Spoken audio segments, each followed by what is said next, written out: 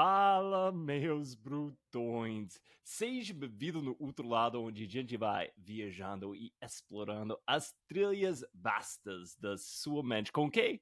Com duas pernas e uma grande vantagem de correr. Gente, nossa, hoje vai ser muita coisas para explorar, porque hoje no cardápio hoje é comida, nutrição. A gente está aqui com a grande Isabela Xavier. Isabela, tudo bem? Oi, Roger, tudo bem? Boa noite. Obrigada pelo convite. Estou muito feliz de bater esse papo aqui hoje com você e com vocês que nos escutam também. Isabela, você prefere Isa ou Bela? Ou Isabela? Eu prefiro Isa. Isa já tá Isa. estou mais habituada. Então, Isa, a gente vai entrar muitas coisas. Enquanto eu estava preparando para esse episódio, eu estava colocando, tipo, cada coisa eu coloquei, tipo, não, isso pode ser o episódio inteiro mais tarde.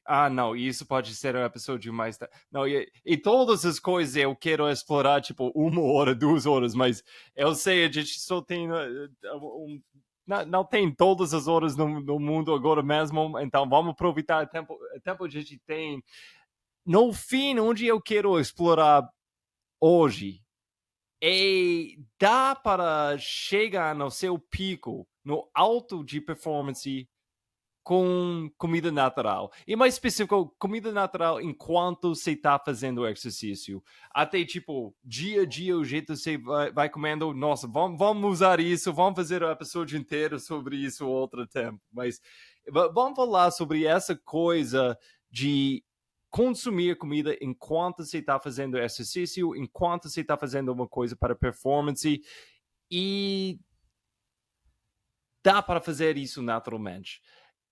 A gente vai chegar lá, mas a gente vai explorar coisas básicas primeiro. Mas, Isa, por favor, explica para as pessoas de onde vem seu conhecimento para ajudar a gente com esse assunto. Que é o seu background com esporte, com nutrição? Por que é isso uma coisa que você gosta de explorar tanto? Vamos lá, Roger. Primeiro, essa pergunta ela é um desafio. Vou adorar a gente desvendar um pouco se a gente consegue ou não, como vai ser esse papo em relação à nutrição natural. Eu acho que é uma pauta incrível para a gente tocar e eu tenho certeza que a gente vai matar a curiosidade de todo mundo em relação a isso hoje. Pelo menos um pouquinho, ou plantar uma sementinha de reflexão em relação ao que a gente consome. Mas Sementes sem agrotóxicos, sem bem natural, essas sementes também que a gente vai plantar. Exato. Mas meu nome é Isabela Xavier, eu sou nutricionista, a minha especialização é bioquímica e fisiologia da nutrição. É realmente onde eu moro, o meu maior interesse em entender todos os processos do nosso corpo. Fui atleta muitos anos atrás, com modalidade coletiva, então eu joguei handball, tive passagens aí no profissional, gostei, realmente fez muito sentido o esporte, mas eu me apaixonei pela nutrição e precisei entender como eu poderia agregar performance e um pontinho que surgiu no meio da graduação que era a indústria. Então, adentrei a indústria e desde então nunca mais consegui sair no que envolve desenvolvimento de produto, uma expertise maior em o que a gente tem de insumo dentro do segmento nutricional e quanto o conhecimento dos nutrientes pode contribuir para uma indústria mais coesa em seu desenvolvimento, em sua agregação de produto, desenvolvimento deles. Então, faz um tempinho já que eu atuo, acho que estamos totalizando aí uns 8 anos que eu atuo diretamente com a indústria de suplementos e vai ser bacana a gente trazer toda esse papo da atuação do suplemento, né, enquanto auxiliador de performance, mas o que a indústria tem para a gente? Como a gente consegue olhar para ela, entendendo que ela consegue nos auxiliar, mas que existem milhares de coisas plurais que a gente deve considerar dentro das composições. Então, essa é a Isabela nutricionista atuando desde a parte da prática esportiva, que é algo que eu não consigo sair, e da atuação diretamente com a indústria, que é um papo bacana para a gente trazer para cá hoje, eu acho. Mas você tenta de trabalhar com a indústria de um jeito bem específico. E só para deixar tudo claro, tipo, quais empresas tá mais perto com você hoje em dia? Você está trabalhando com quais empresas e no qual jeito? Hoje eu trabalho diretamente, que é a minha marca dos olhos, eu digo, com a Mombora. que tem tudo a ver com essa nossa conversa em relação a uma nutrição natural. É um privilégio atuar à frente dessa marca, sendo nutricionista coordenadora de toda a operação. Então, conheci a Mombora no início do projeto, com as ideias ainda sendo afloradas, e hoje a gente vê aí florescer muito do que é a iniciativa dessa marca em relação ao desenvolvimento incrível de muita coisa que está por vir. E associado a isso, eu sou dona de uma agência de marketing nutricional, então eu presto serviço para Verde Campo, para Leão, trabalho com a Houseway, nós temos trabalhos também com a Bold, trabalhei durante muito tempo com a FDC Vitaminas, Solar Ray. Então eu tenho um portfólio aí de algumas marcas que são até em relação a diagnóstico, que é a Seller, que é bem voltada para o diagnóstico de questões nutricionais. Ainda bem que o portfólio está crescendo, porque a gente consegue agregar cada vez mais informação de mais marcas e mais produtos.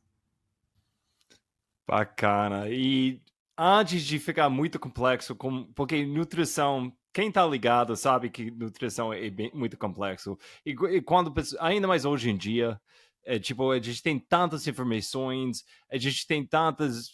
Tem os diet wars rolando na Insta, no YouTube. Tem pessoa. Eu vou falar bem honesto, na minha própria jornada com saúde, eu fui vegano. Eu fui muito cabeça duro com isso. Você não pode falar nada contra. Eu fui para outra extrema, mas nossa, eu vou fazer tudo em jejum e só come carne.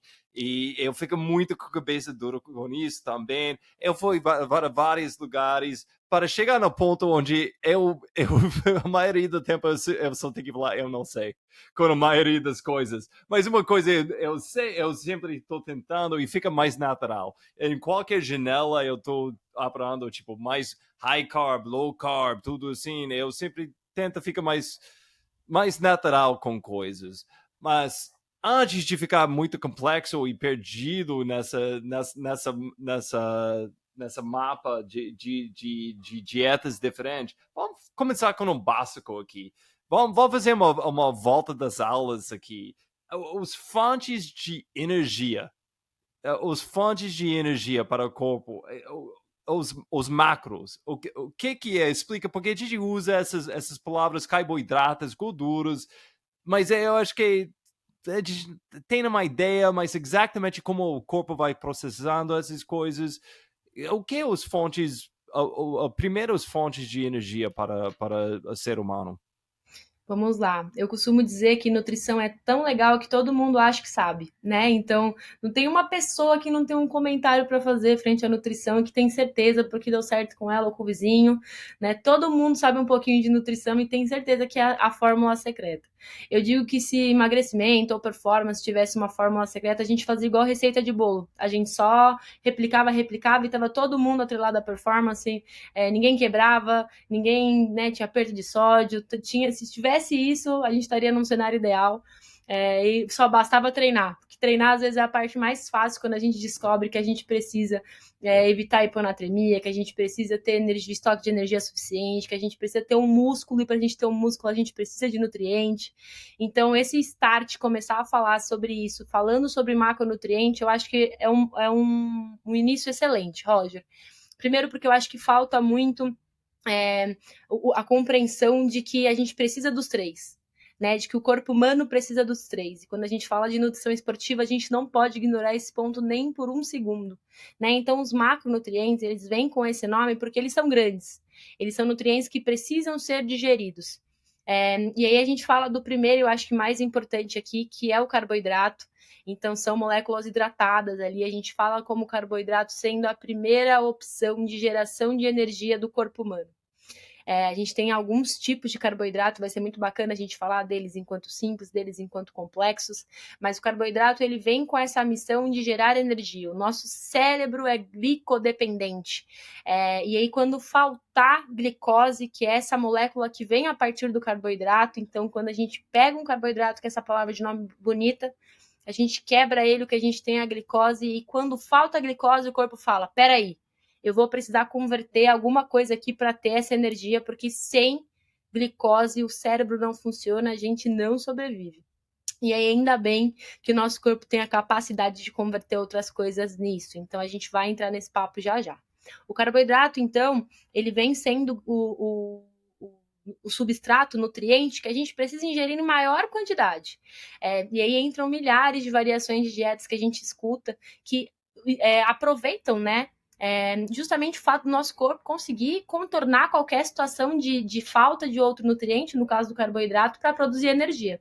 E aí eu já vou entrar direto aqui nas gorduras, nos lipídios, que é um substrato que o nosso corpo tem e que ele consegue tanto quebrar a nossa produção para produzir energia. Então, e quando a gente tem um cenário que faltou um macronutriente carboidrato, que é esse que é a primeira opção, a gente consegue converter dentro do corpo da gente a gordura em energia. Mas é um processo secundário, não é o que o corpo mais gosta de usar, porque a gente precisa metabolizar isso, né? Então precisa passar por uma cascata um pouquinho mais longa e a gente também acho que vai falar disso com mais detalhamento aqui. E aí, por último, a proteína, que ela é importantíssima para sustentar o corpo da gente. Sem proteína, a gente não consegue sustentar esse esqueletinho, fica só a capa. E aí a gente usa da proteína em determinado momento para esse catabolismo muscular, e isso não é muito legal porque a gente desfunciona essa função dela, né? Cada ingrediente, cada nutriente tem ali a sua função. Então é importante a gente entender em que momento a catabólise da proteína começa a acontecer. Mas esses três nutrientes o nosso corpo consegue converter em energia. E a gente não consegue falar de nutrição, não consegue falar de performance, não consegue falar de atividade física sem entender que esses três são muito importantes para a gente. Isa, rápido, não quero criar polêmica já, mas eu já estou ouvindo os low carbers agora mesmo tá falando, Isa, você falou só 3, mas hoje em dia a gente sabe, tem no 4, tem nos corpos cetônicos. E essa ideia que é muito na moda agora, essa ideia de jejum intermediante, ou você pode falar, o ser humano sempre fez isso, mas essa ideia que tem esses corpos no corpo, corpos cetônicos, que é uma fonte de energia. Pode tocar isso muito rápido, porque o nosso foco não vai ser isso. De novo, isso pode ser episódio no futuro, mas pode tocar nisso muito rápido, só para alguém que está ouvindo, pensando isso agora mesmo. Com certeza, vamos falar dos corpos cetônicos. Não entrei nele, Roger, porque os corpos cetônicos estão dentro dos lipídios. Onde a gente tem maior produção de corpos cetônicos? Quando a gente pega aquela gordura e transforma ela em energia. Eu gosto de fazer uma linha de raciocínio muito importante para as pessoas entenderem da onde surgiu esse estoque de energia. Como a gente consegue fazer essa conversão? Então, quando a gente fala de evolução, um dia nós fomos primários, né? Então, seres humanos que precisaram caçar, que precisaram sobreviver muito tempo em inanição, então sem alimentação. E aí, numa seleção natural do ser humano, a gente precisou manter, né? Conseguiu se manter vivo apenas os seres que conseguiam estocar gordura. Esses seres que foram conseguindo estocar gordura foram evoluindo, e hoje nós temos aqui os seres humanos que somos. No cenário atual, a gente se exercita para queimar essa gordura que um dia a gente ganhou. Então, essa gordura que incomoda, que fica no braço, às vezes aqui na barriguinha, a gente fala, putz, perdi essa gordurinha, né? E que muitas vezes pode ser um estoque para essa atividade física. É uma gordura que, quando a gente não tem um bom estoque glicêmico, então me faltou glicemia, tô em jejum, vamos entrar no jejum, maravilhoso jejum. Fiz ali a minha atividade física, o meu aeróbico em jejum. Onde que eu vou gastar essa energia? Onde que eu vou conseguir energia para conseguir fazer essa atividade se eu não tenho um bom nível glicêmico, que é essa ingestão de carboidrato alinhada? Eu vou colocar essa gordura dentro de um ciclo de Krebs, eu vou produzir essa gordura e o resultado dela vai ser energia e corpos cetônicos. Esses corpos cetônicos, eles produzem energia, eles são uma forma extremamente importante da gente produzir energia, mas é sempre importante pensar que eles são secundários e não são a prioridade do nosso corpo. E quando a gente fala de performance, o nosso corpo já está sendo estressado, né? É importante pensar que é adrenérgico. A gente está subindo montanha, correndo montanha, a gente está cansando, o nosso corpo está em uma situação de estresse, onde a gente está ali com os batimentos por minuto sempre altos, né? Ou pelo menos ajustados, mas em uma situação de estresse para o corpo humano. E aí a gente coloca ele em uma situação onde ele precisa pegar um substrato que ele tem estocado em algum lugarzinho para produzir essa energia. O uso desse substrato foi estoque para o nosso corpo é uma falta. Então ele entende isso como ela está gastando o meu estoque. Por que ela está gastando esse estoque que eu tenho de gordurinha aqui? Em uma situação tão estressante que às vezes é uma atividade física de maior intensidade. Então a gente consegue usar, eles são extremamente importantes, eles fazem parte do nosso metabolismo de uma forma geral. E quando a gente fala de emagrecimento, é importantíssimo a gente entender como utilizar dessa gordura para perder essa massa corporal, que pode ser uma massa corporal gordurosa. Mas quando a gente fala de performance, acho que a gente precisa discutir um pouco mais, falar de triglicerídeos de cadeia média, né, do famoso TCM, e o que a gente tem na literatura para isso também. Boa, então, mas eu já marquei nas minhas notações aqui, a gente vai falar sobre isso no futuro, no outro episódio, tá bom? Combinado? Combinado. É cheio de essa marcação já. Então, que se explicou o jeito que o corpo vai recebendo informações, comida, informações, e vai fazendo uma tradução com isso. Para mim, isso eu entendo tipo como o saúde metabólica. Essa ideia de como você vai entender o que é isso, seu corpo vai entender como que eu vou fazer isso. Saúde metabólica, eu acho que normalmente pessoas pensam isso quando vira tipo 80 ou 8 ou 80. Tipo, alguém que tem, tipo, performance muito alto, nossa, eles podem queimar qualquer coisa, qualquer gasolina você joga, eles têm a capacidade de usar no nível alto, ou se tem alguém, alguma coisa tá quebrado, tipo, e eles ficam com muito peso, eles ficam com diabetes, eles ficam com uma doença, mas é um scope mesmo. Você entrou um pouquinho disso, explica um pouquinho. Pode explicar um pouquinho mais essa ideia de saúde metabólica?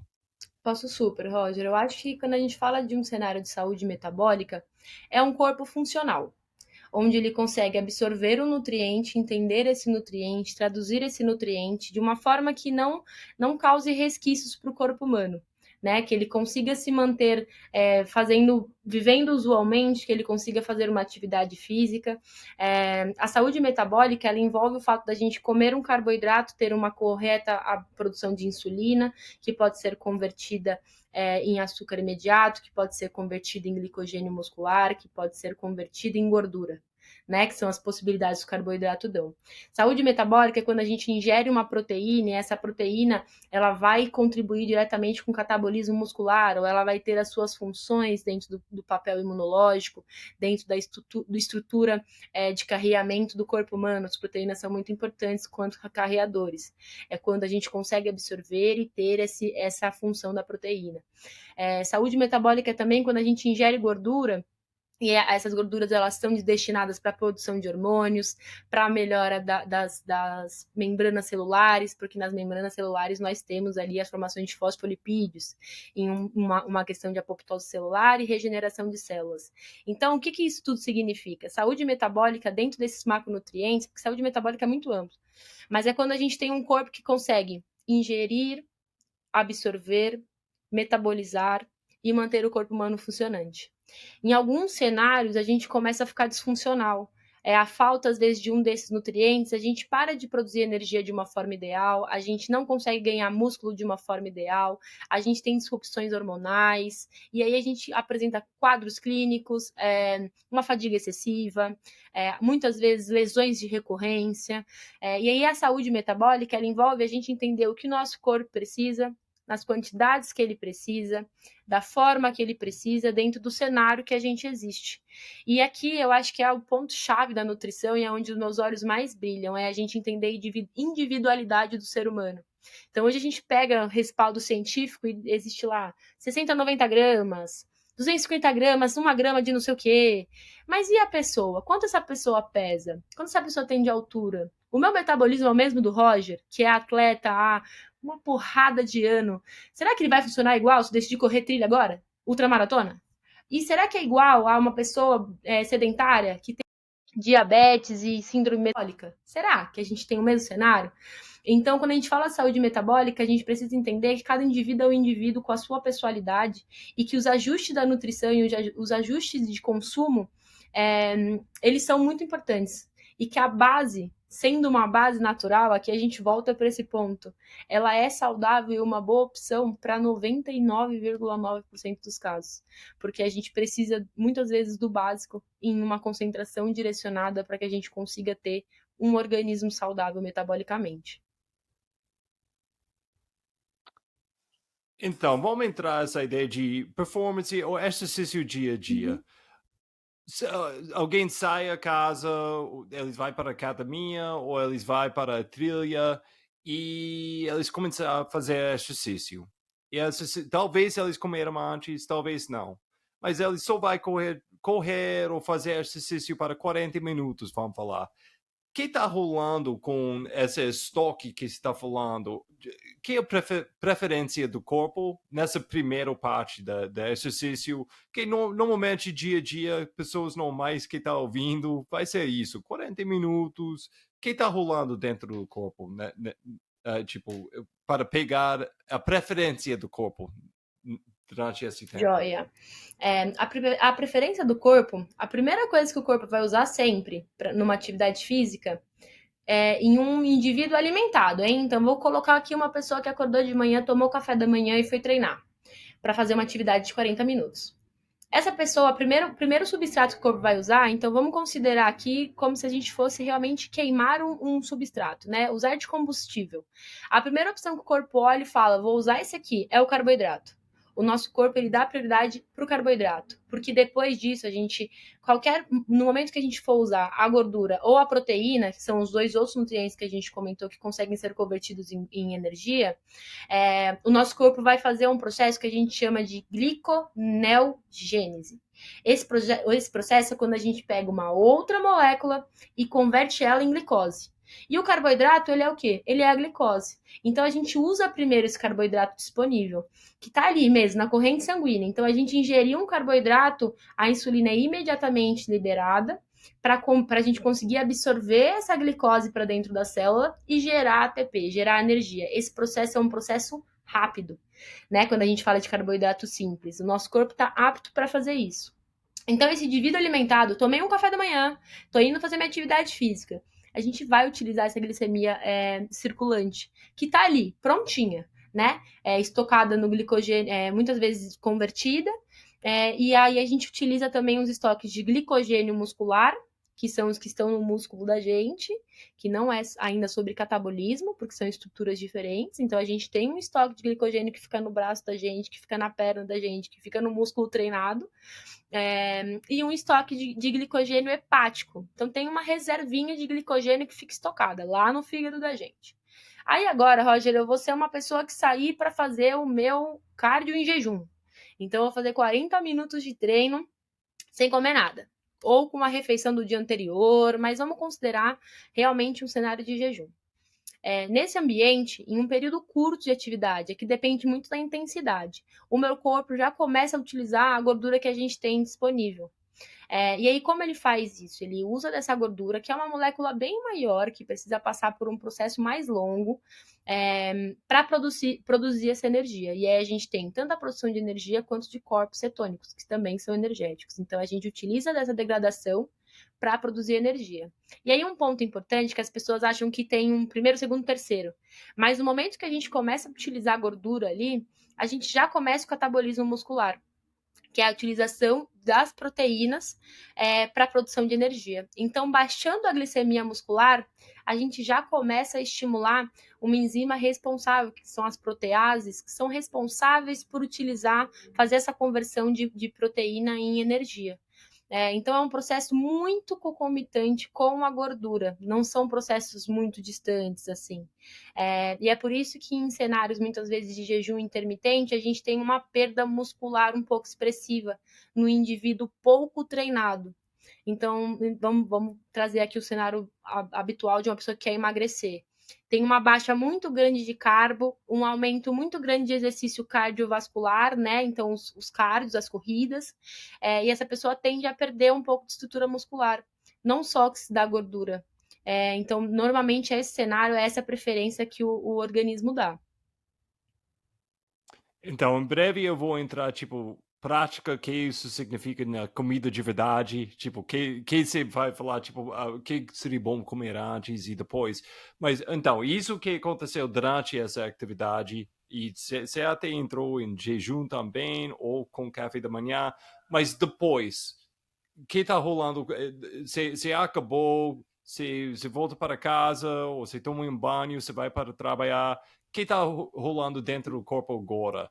Seu corpo ainda está indo atrás desses carboidratos, ainda está tentando fazer esse trabalho extra para trabalhar com gordura, ou de onde vai, o que é a preferência do corpo pós-treino? Legal. Em um cenário onde a gente não ingere nada depois de um treino, num cenário de pós-treino, é legal até dizer, eu adoro fazer esse link. O corpo ele está muito mais propenso a absorver carboidrato, proteínas, de absorver nutrientes após uma atividade física.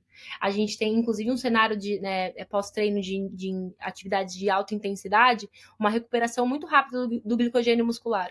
É uma adaptação muito importante para atletas de endurance, por exemplo. Ter consciência das refeições pós-atividade para que esse glicogênio seja reposto, para que vocês consigam manter os níveis de glicogênio muscular. Em um cenário desse, onde a pessoa não come nada após atividade física, por exemplo, então os dois, tanto quem tomou café como quem não tomou. Após a gente queimar essa glicemia disponível do café da manhã, o nosso corpo também, ele continua nessa busca de gliconeogênese, porque a gente continua ativo, né? Então, a gente, só de estar acordado, a gente está ativo, está gastando energia, que é o cálculo do que a gente gasta durante todo o dia da vida da gente, né? Cada atividade tem um fator atividade. Atividade de tomar banho tem um grau, que a gente calcula dentro de uma dieta de um paciente na nutrição. Atividade de subir uma escada tem um grau. Quem trabalha o dia inteiro de pé, quem trabalha o dia inteiro sentado, né? Então, pessoas que não são praticantes de atividade física ou profissionais da atividade física. Então, o corpo continua buscando alternativas para se manter ativo, porque como a gente conversou, o nosso cérebro é glicodependente, ele vai precisar de glicose. E aí ele vai usar que glicose para conseguir fazer essa disposição de energia no corpo dele. Então, depois desse momento, a gente ainda continua produzindo essa gliconeogênese. E aí um ponto que eu acho muito importante a gente falar aqui. Em um cenário de falta de nutriente, né, de falta de carboidrato, por exemplo, pós-atividade física, a gente tende a ter um metabolismo um pouco mais lento. Então, quem um dia já fez uma low carb bem forte, fazendo atividade física, sabe o que é essa sensação de fadiga muito mais forte, dores de cabeça, até porque as cetonas causam dores de cabeça. É muito comum esse feedback. O corpo se adapta, então quem também já fez sabe que com um período médio, longo, não acho que é um período curto, a gente não tem nada na literatura que relate um período curto em relação à adaptação de cetogênica, né, de dietas a partir de gordura ou com pouca ingestão de carboidrato, estimulando esses canais alternativos, a gente tende a ter um metabolismo um pouco mais lento. E aí é muito comum, quando a pessoa volta a comer carboidrato, ela ganhar um peso expressivo, quando ela não tem uma prática excessiva de atividade física, justamente porque o corpo entra na cascata de absorver muito rápido aquele carboidrato. Mas aí, só voltando aqui para a linha do nosso raciocínio, o nosso corpo ainda continua nesse mesmo cenário. E aí é importante a gente entender essa ingestão de nutrientes, esse pós-treino, por quê? Porque ali ainda tem uma pessoa pensante, uma pessoa que vai se exercitar talvez mais tarde, ou quem vai trabalhar. Se eu tô num cenário de inanição sem me alimentar e o meu corpo tá precisando gastar energia para produzir energia, que é quando a gente precisa ficar convertendo os nutrientes, eu tenho uma queda. Essa queda, às vezes, ela pode pegar no raciocínio, a pessoa pode ficar mais lenta na sua linha de raciocínio, até uma adaptação da inanição. Então, ajustar refeições durante todo o dia, ela é importantíssima para o bem-estar de uma forma geral, para melhor entrega no trabalho, para melhor recuperação para o próximo treino, esse ponto é chave. Atleta que não tem um pós-treino ajustado tem maior dificuldade de ter mais baterias de treino durante o dia. E aí, falando até dessa pessoa que foi treinar de manhã, Roger, se ela decidiu fazer musculação, então eu corri, vou fazer um pouquinho de musculação aqui, um funcional para um ganho de força. Se não tem uma demanda de proteína para essa pessoa, ela não consegue contribuir com o catabolismo muscular, que é a função de ganhar, aglomerar fibras de músculo no corpo. Então, a gente também atrapalha esse processo, porque você só gastou energia, você não conseguiu construir, você só queimou.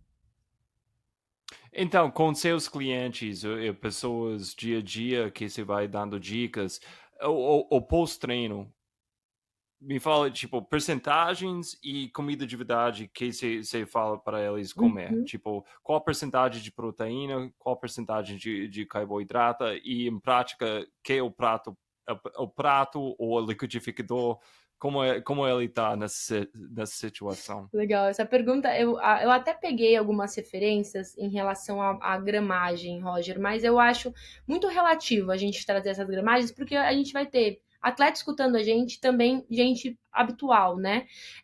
Um pós-treino, um pós-treino completo, ele deve ter proteína, ele deve ter gordura e ele deve ter carboidrato.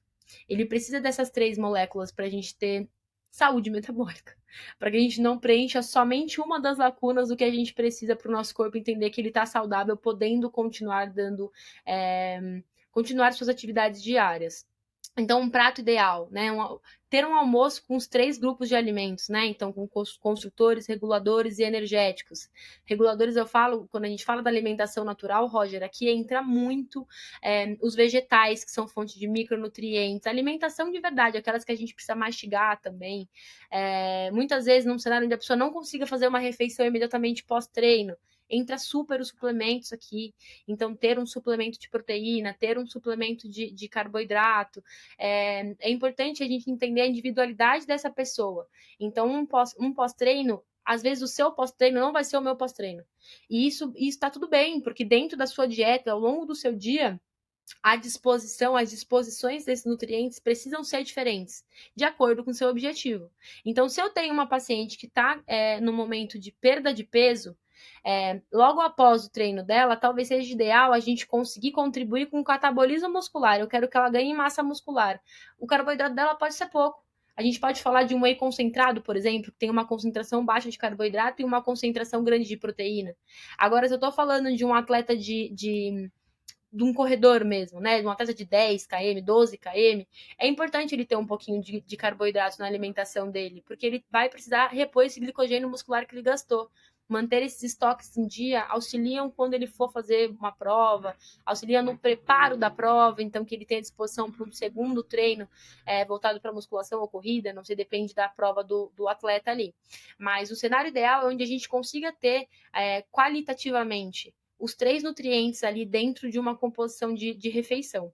E aí, tanto o suplemento quanto o alimento conseguem ser completamente dosados e boas opções para esse momento. Boa, boa. Então vamos entrar ao longão, famoso longão de sábado, domingo, para a maioria dos corredores. E você vai correndo mais do que esses 40 minutos. Você às vezes mais do que 1 hora, 2 horas, 3 horas, não sei, depende, você está treinando para quê. Mas esse estoque que você estava falando, que o seu corpo tem, muda durante esse processo. E agora entrou essa ideia, a gente tem que comer durante o exercício. O que está rolando dentro do corpo? O que é esse estoque? Por que esse estoque tem que acabar? Por que não pode ser para sempre? E o que a gente tem que fazer para reestoquear? Para reestoquear, adorei essa palavra.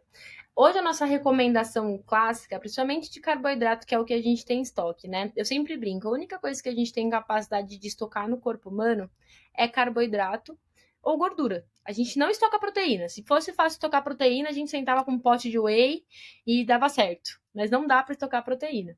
Então, quando a gente começa a falar de estoque, a gente tem aí a recomendação clássica que vai de 60 gramas a 90 gramas por hora, principalmente quando a gente fala de esporte de longa duração. Em 2020 saiu uma atualização na literatura que fala de até 120 gramas de carbo por hora. Isso equivale, gente, a uma média de 6 géis de carbo. Ou, ou 250 ml de água, mais ou menos 1,5 litro de água por hora com carboidrato concentrado. É uma concentração muito alta, né? Então aí a gente esbarra um pouco no que é usual da literatura, o que a literatura indica e o que é usual na prática. Eu não conheço nenhum atleta que consegue essa concentração, porque a gente fala de todo um cenário de irritação gástrica. Haveria de ter uma intensidade de treinamento com essa concentração, que a gente sabe que também não dá para treinar todos os treinos tentando adaptar essas concentrações. Mas a gente precisa. O primeiro ponto é tentar cumprir minimamente com o que a gente tem de recomendação clássica, quando a gente fala de uma modalidade de longa duração. Então, a partir de 4 horas ali, então a gente tem alguns cenários, né? De 1 a 4 horas, a gente exige um consumo de 5 a 7 gramas de carboidrato por quilo de peso.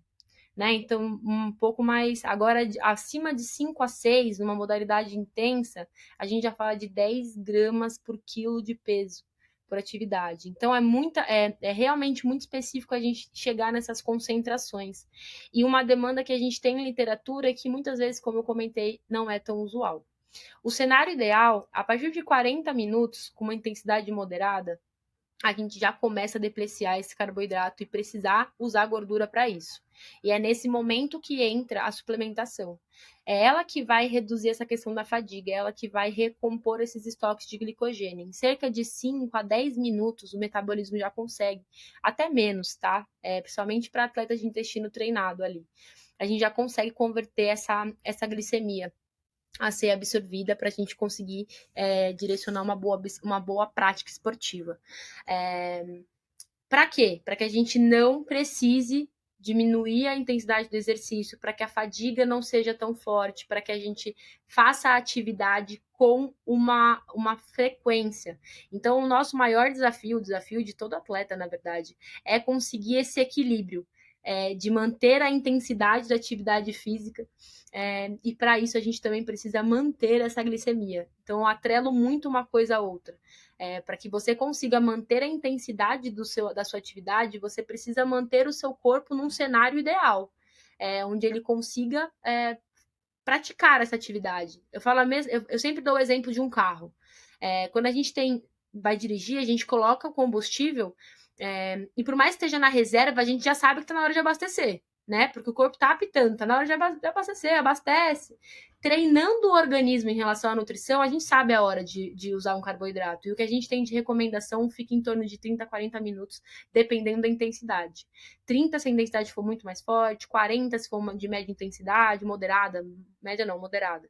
Mas pensando sempre no futuro. Então é muito comum o atleta falar: mas eu tô bem nessa primeira hora e meia, não preciso suplementar. Essa conta chega. Essa conta sempre chega. Então é preciso que a gente tenha essa consciência e não faça depressão completa de todo o estoque que a gente tem. Então, vamos supor, eu saí na trilha com o tanque cheio. Tanque cheio, acabei de passar o posto, comi muita banana, coisas boas, e eu tô correndo, e agora meu corpo tá indo, depois de meia hora, tô indo no ritmo razoável, boa para mim, não tá muito rápido, não é devagar. Então, depois de meia hora, até a primeira meia hora, eu já tô gastando esse tanque. Chegando 45 minutos, o tanque tá chegando, não sei, vamos falar metade.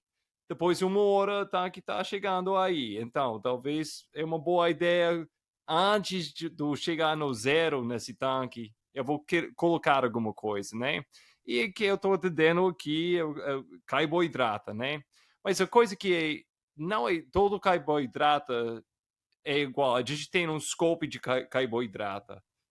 Carboidrato pode ser açúcar puro, carboidrato pode ser arroz, carboidrato pode ser batata doce, carboidrato pode ser mel, carboidrato pode ser maltodextrina. Tipo, como que é esse scope de carboidrato e por que ter uma mistura de carboidratos diferentes é importante? Roger, essa pergunta é excelente. Que é o que a gente chama de blend de carboidratos, que é muito comum a grande parte dos suplementos de carboidrato que a gente tem hoje, principalmente dos que de fato entregam respaldo completo para atividade física. A gente consegue encontrar maltodestrina isolado, palatinose isolada, mas quando a gente fala de um produto finalizado, direcionado para atividade física, ele tem que vir com blend de carboidrato. Por quê? No nosso organismo, a gente tem alguns canais de absorção de carbo. A gente consegue absorver por um tipo de canal, um segundo tipo de canal, um terceiro tipo de canal. E esses canais, eles podem ser saturados. Assim como eles também um tipo de açúcar pode auxiliar na absorção de outro tipo de canal. Então, vou dar um exemplo. Existe um canal que só absorve a glicose já pronta. E existe um canal que absorve a frutose. Esse canal da frutose, ele é 40% mais lento do que o primeiro canal. Mas quando eu coloco uma sacarose, que é um açúcar, né, não é a glicose isolada, associada nisso, eu consigo estimular o canal da frutose. Então eu estimulo que essa absorção aconteça. Um blend de carboidrato que tenha. Aí a gente entra nos tipos, tá? Então aqui eu falei das moléculas, né?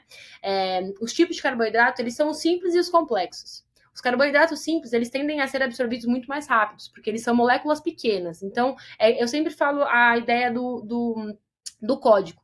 Se eu colocar, se agora a gente for competir, Roger, quem destrava uma mala primeiro? Se a sua mala for uma mala com uma senha curta, você vai desfazer, desprendê-la muito mais rápido que eu, né? Tirar esse cadeado. Se a minha mala for uma mala com um código longo, eu vou demorar mais tempo para desprender, para destravar essa mala. É a mesma coisa quando a gente fala de carboidrato simples e carboidrato complexo. O carboidrato simples, ele tem uma codificação muito rápida para o organismo. Assim que ele bate na boca, né? Porque o primeiro processo de absorção do carboidrato é na boca. Assim que ele entra na boca, ele já tem a primeira ação da amilase, ele já começa a ser convertido, ele chega no intestino, passa pelo estômago ali muito rápido, o intestino já é muito rápido absorvido. O complexo, ele tem uma molécula maior e muitas vezes vem associado a outros processos, a outros compostos, como por exemplo as fibras, né? É muito comum nos alimentos integrais. Então, a gente tem uma molécula que precisa de um código maior para ser desvendado, para ser composto. E aí a gente tem um cenário de um carboidrato um pouco mais lenta absorção. Por que no cenário ideal eu preciso desses dois caras? Eu preciso de um simples e de um complexo. Porque eu consigo alinhar esse pico glicêmico, que é o que vai dar energia para mim. Se eu coloco só um tipo de carboidrato, esse pico glicêmico a gente chama até de rebote de glicemia. Ele é muito alto, então eu trago um açúcar só de uma vez muito rápido, que é, por exemplo, quem usa só um alimento dentro da prática esportiva. Então, se eu só usar o mel, vou dar um exemplo. Se eu consumo uma quantidade muito grande de mel, ele tem só uma característica. Eu só vou consumir ele ali naquela característica. Eu vou produzir muita insulina para converter e levar isso para dentro da minha célula, e isso pode me dar um rebote glicêmico. E aí eu tenho um cansaço maior muito rápido, porque a gente utiliza muito rápido essa glicemia para dentro da célula. E não fica nada rodando ali para a gente ir usando depois. Que seria um carboidrato complexo associado, que a gente ia demorar um pouquinho mais de tempo para conseguir consumir. É por isso que é importante a gente ter um blend. Ter uma absorção de carboidratos que sejam mais de diferentes tipos de absorção de canal e que também tenham suas codificações diferentes para o organismo conseguir se desafiar em traduzir para a gente. Uma coisa interessante, eu percebi, você falou em termos de carboidratos por hora. Acho que no passado, eu estou mais velho, ok? Mas sempre foi calorias por hora.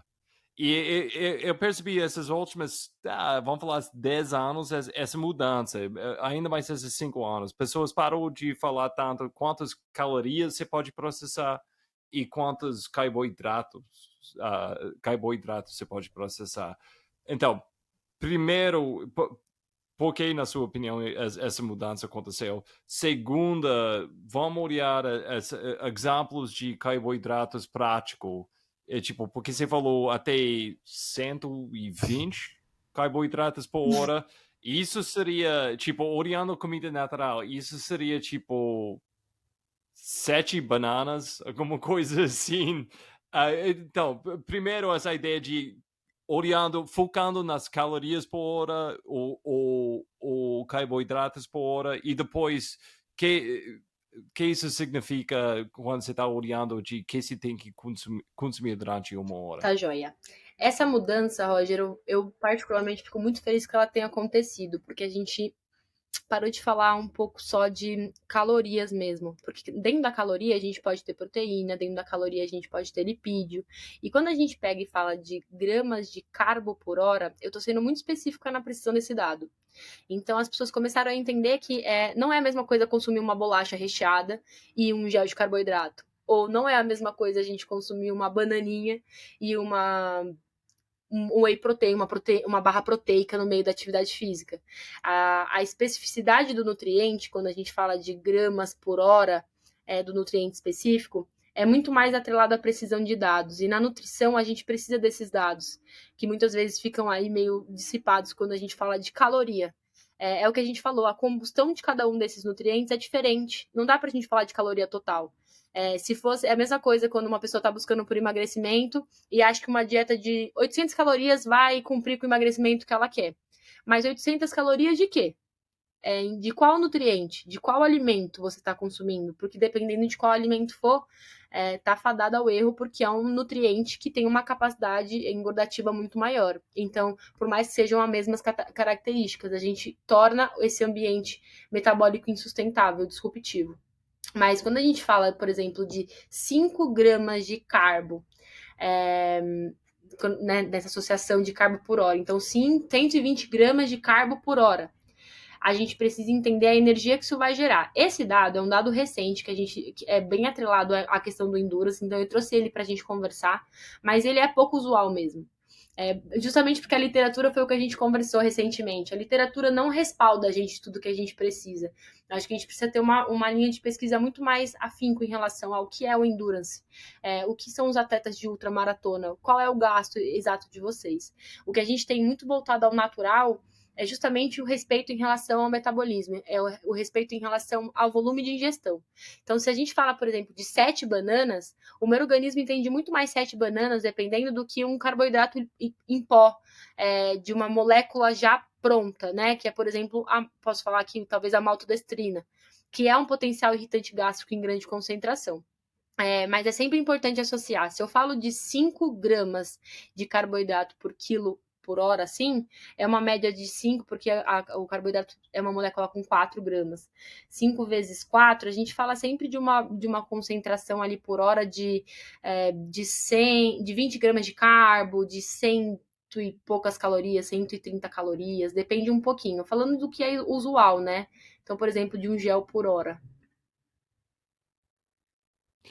Então, eu quero entrar ainda mais nessa ideia de natural versus não natural, pole versus. Eu quero entrar isso ainda mais em breve, mas primeiro eu quero entrar em isotônicos e o papel deles. Eu vou falar minha história, tipo, não, eu achei vários jeitos de acabar competições de 10 horas, fazendo tipo 100 quilômetros, e eu ia acabar. Adrenalina é uma coisa incrível, mas nossa, logo depois, quando eu cruzei, eu vou cruzando a chegada, eu vou falando, comemorando, 10 minutos depois, tudo cai.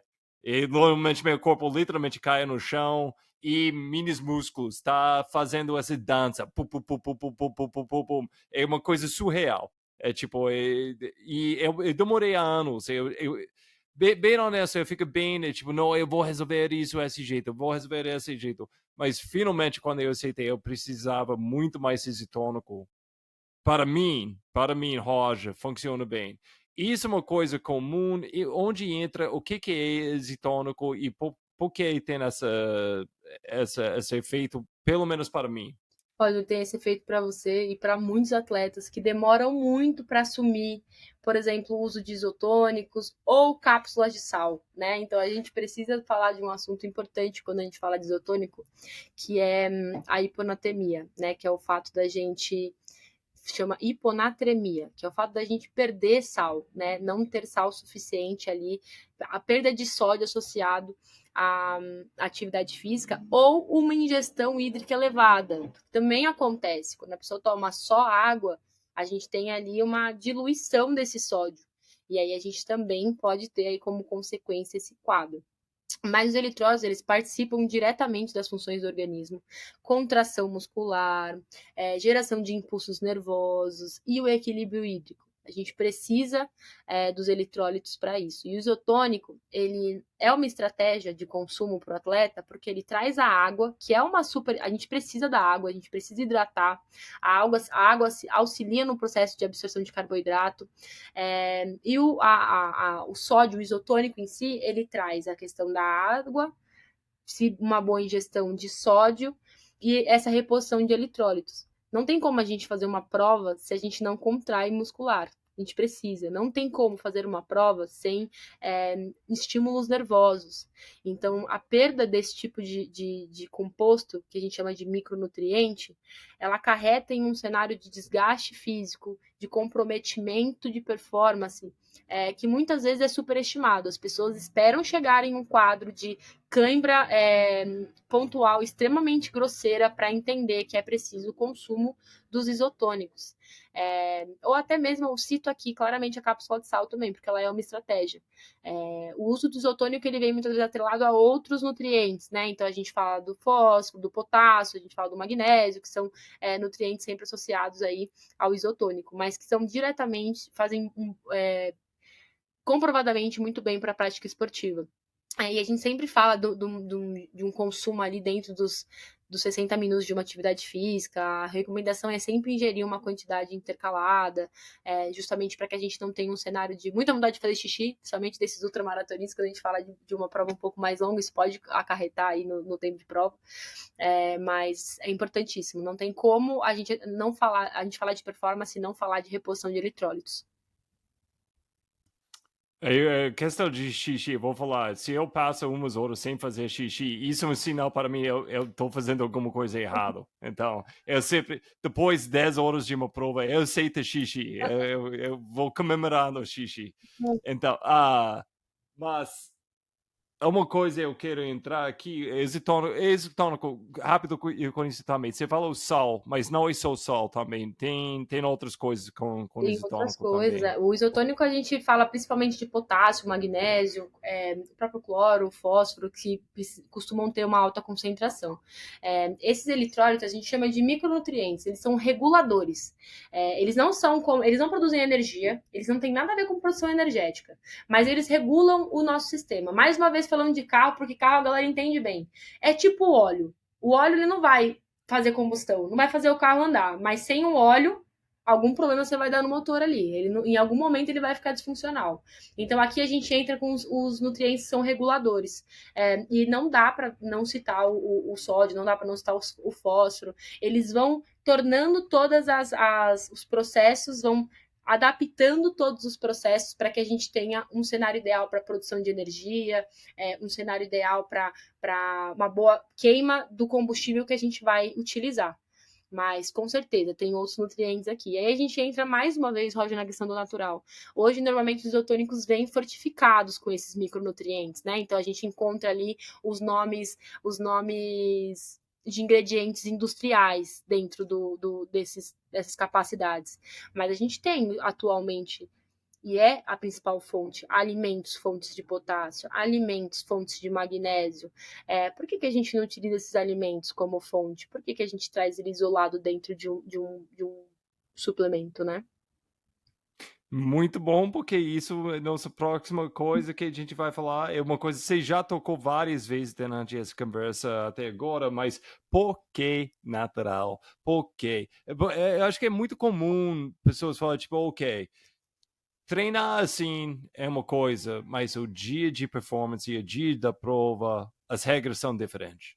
Ou então, com comida, come sua salada, mas o dia da prova, não, você precisa tudo de um pacote, você vai tomar coisa que você nunca tomou, tipo de coca, de refri, você vai tomar essas coisas diferentes. Eu quero ouvir, tipo, por que você acha que natural é um jeito melhor? E quando você vai olhando nessas coisas que saem da fábrica, tipo, ou quando é isotônico, como você acabou de falar, ou até o próprio gel, quando você olha na sachê de um gel, quais ingredientes? É uma bandeira de cuidado para você.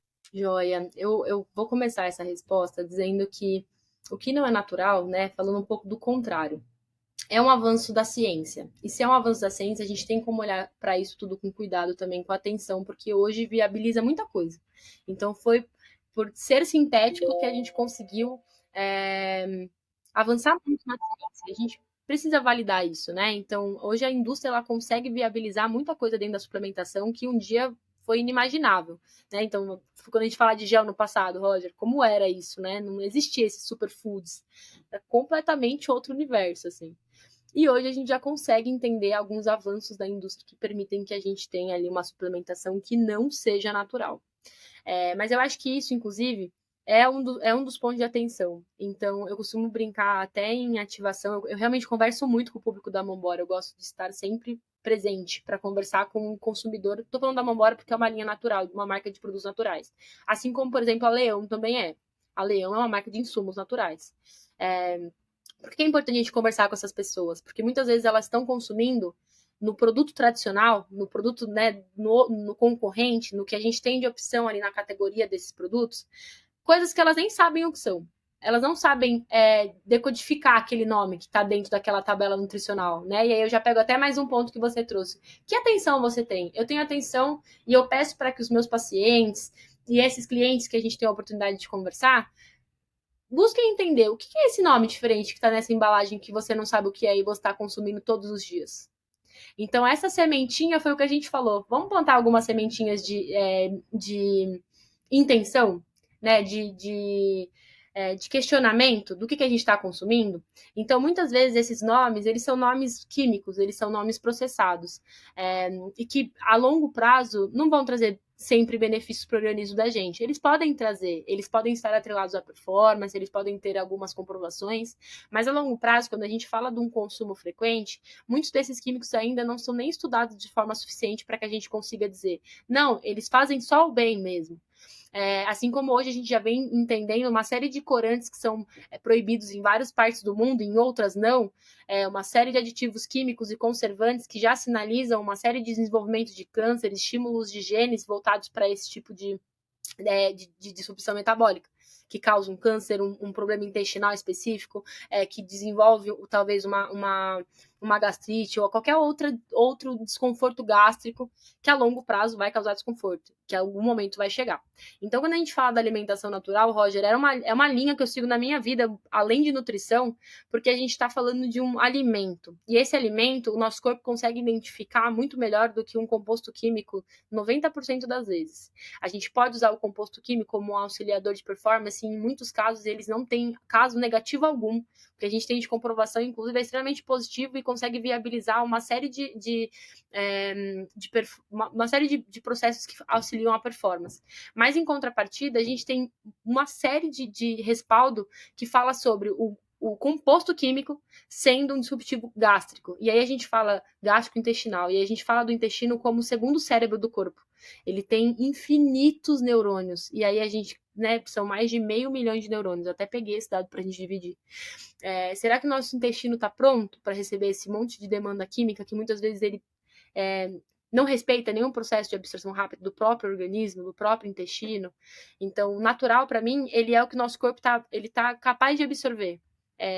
Tá ali, tá disponível, tá na natureza, assim como nós, que somos seres naturais também.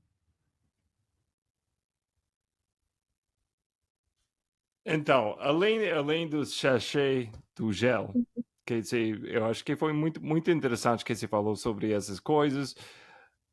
Eu sei que tem pessoas ouvindo, meus amigos, que tá pensando agora mesmo, ô Isa, você não pode tirar meu salaminho, meu salame e coca depois 3 horas de correr. Nossa, não tira minha coca, Isa, por favor. Então, essas coisas elas são contra natural.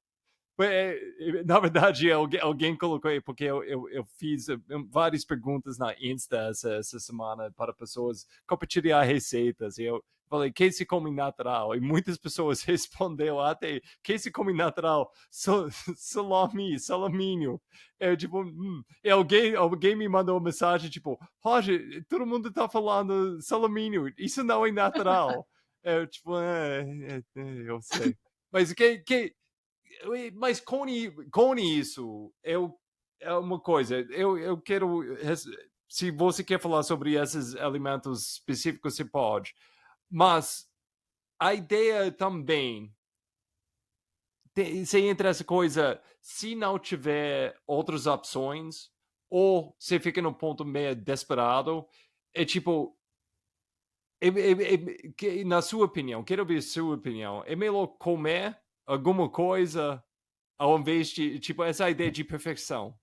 Tipo, eu chego no posto de ajuda depois de 80 quilômetros e eu tô olhando, tipo, você não tem fruta? Você só tem esse gel que tem maltodextrina? Eu tô morrendo aqui, mas não vou tomar não. Então, você aceita, caloria é caloria depois de um tempo para você, né?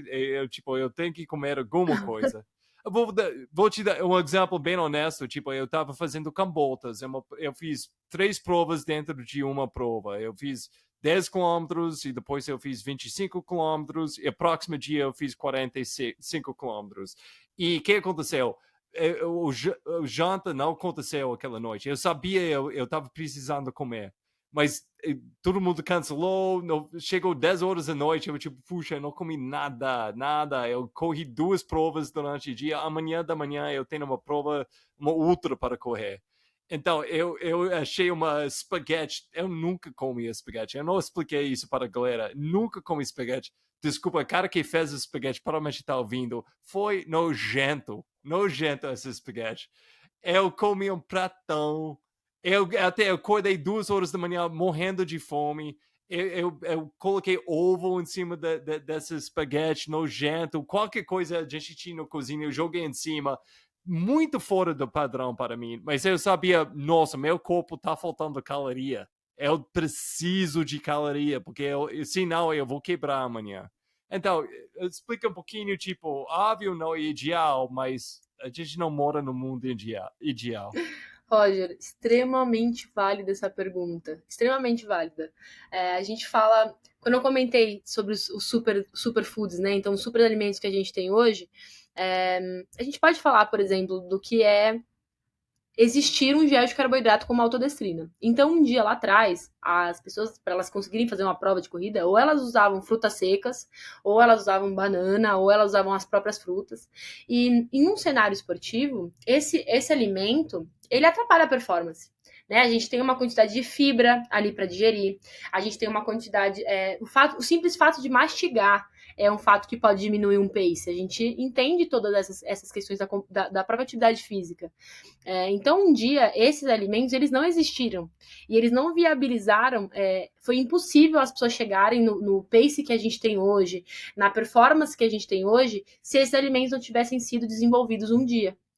Então a gente conseguiu aí traçar uma nova linha de performance, não só com gel de carboidrato, mas com creatina, com glutamina, com whey protein, com outros suplementos que agregaram forças para estímulo de performance, para serem de fato alimentos que auxiliaram na atividade física diária das pessoas. Então é muita ignorância a gente dizer, não, 1000 vezes melhor durante uma atividade física, né, para você bater o seu recorde, você ignorar que uma opção de consistência de gel de carbo pode te auxiliar muito mais. Até porque no final dessa prova, Roger, talvez você se sentisse até mal com uma fruta que pudesse pesar no seu intestino ali.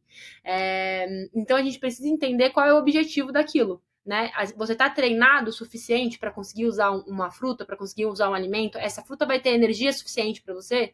Então entra muito na questão aqui da gente ter uma boa estratégia nutricional.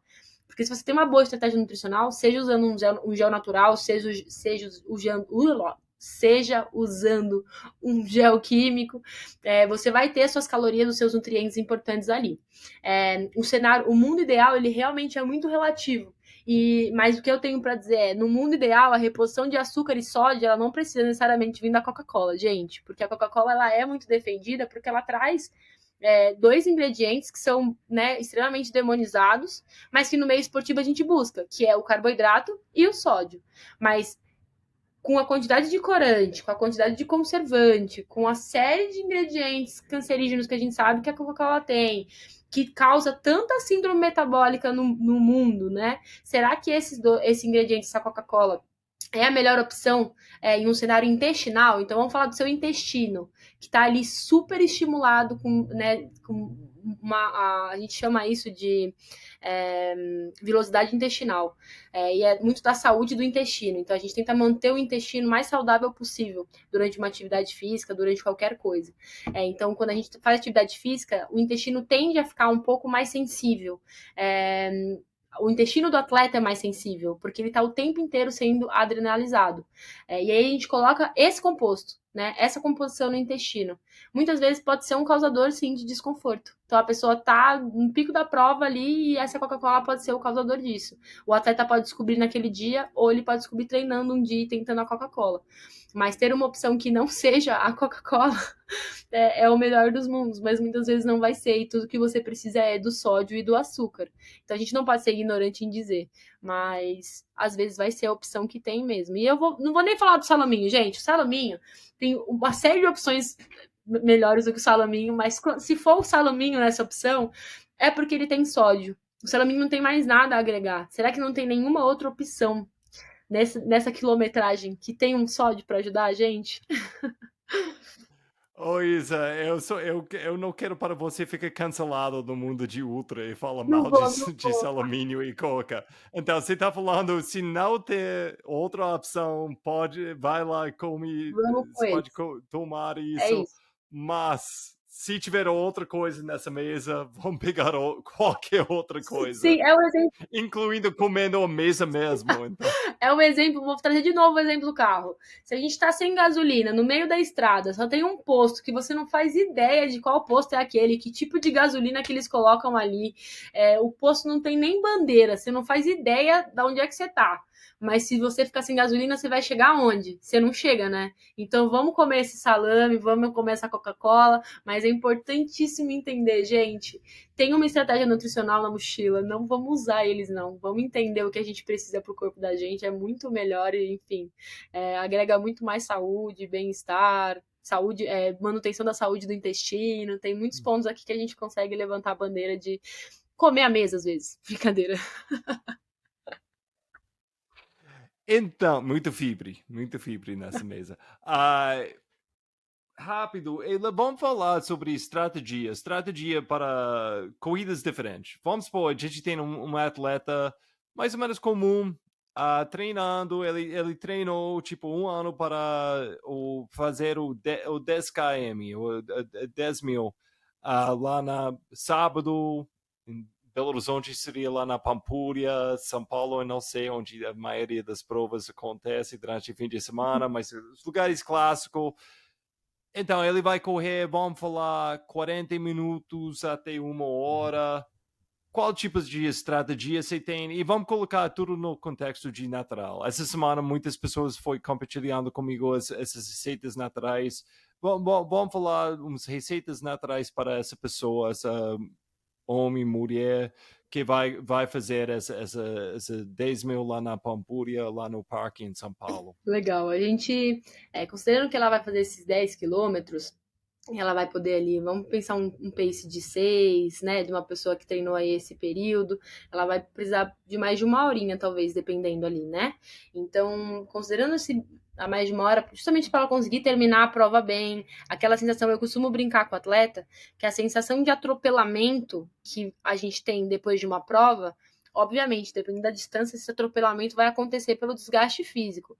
Mas em uma prova de 10 km, não é pra gente se sentir tão atropelado, né? Então, em algum momento, a gente errou ali na dosagem do combustível que a gente estava dando. Pode ser que tenha faltado. Então, para uma prova de 10, usar um gel é uma estratégia excelente para manutenção do bem-estar, para evitar a fadiga. Então, um gel de 100 calorias, 110 calorias, a gente já fala de um produto bacana. Ou até mesmo um carboidrato líquido diluído na garrafa, então dosando ali, considerando que essa pessoa tenha 70 quilos, né? Que ela consiga dosar ali uns 150 ml de hidratação a cada uns 15 minutos, eu acho que pode ser uma boa estratégia. Para ela conseguir se hidratar com carboidrato diluído nessa garrafinha. Então, uma garrafinha de 1,5 litro, a gente fala de uma boa. Mas vamos falar mais prático aqui. Ao invés de carboidrato, ok. Eu eu abri a gaveta e não vi carboidrato aí. Eu vi banana, eu vi mel, eu vi sal. Como vai ser essa bebida? Como vai ser esse gel?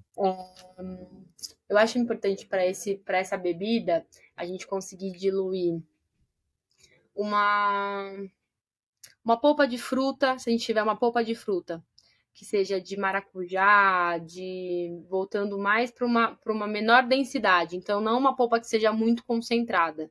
para ter um maior conforto. A gente consegue adoçar também com mel, então vamos colocar um pouquinho de mel, ali a gente já fala de 2 tipos de açúcares diferentes, né?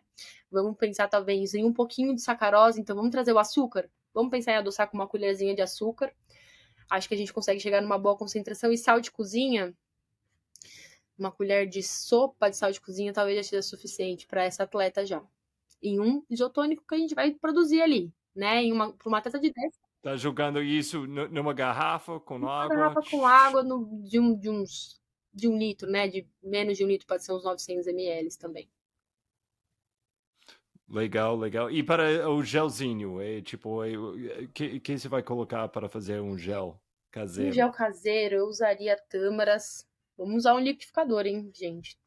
Eu usaria tâmaras, umas 3 unidades de tâmaras, talvez. E aí eu usaria mel também, um bocadinho de açúcar, pra gente tentar chegar no. Eu acho que a gente já tem um ponto legal. Aí a gente dilui um pouco com água, talvez a gente chegue no ponto legal de um gelzinho, Roger. Mas teria que testar, até porque às vezes um pouquinho de água, se a gente usar um pouquinho de aveia, uma aveia hidratada, às vezes a água hidratada da aveia, a gente já consegue chegar numa boa consistência de gel.